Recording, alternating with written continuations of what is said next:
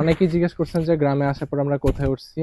আমরা নানুর বাড়িতে উঠছি, কারণ হচ্ছে কি দাদুর বাড়িতে আমাদের তেমন কিছু নেই। এখানে হচ্ছে কি আব্বুর যে ভিটাটুকু আছে আমরা সেখানে চলে আসছি।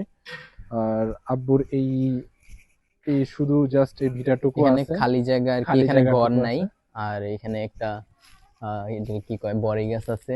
তারপর এখানে আমলকি গাছ, এই দুইটাই আমাদের।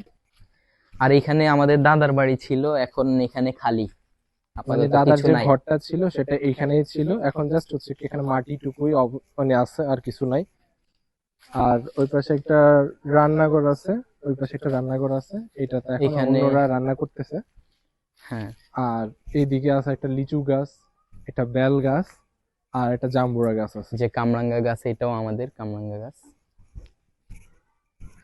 তো এই হলো ওভারঅল আব্বুর যতটুকু জায়গা ততটুকুই দেখালাম আপনাদেরকে, একটু দেখালাম কেমন ছিল। আর এই আর কি, এতটুকুই আছে আমাদের বলতে গেলে।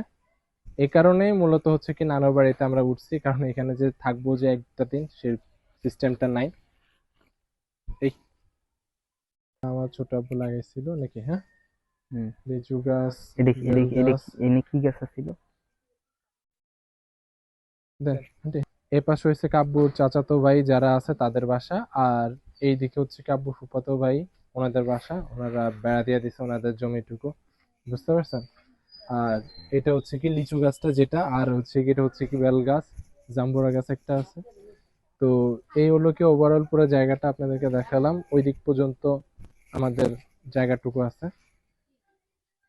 এই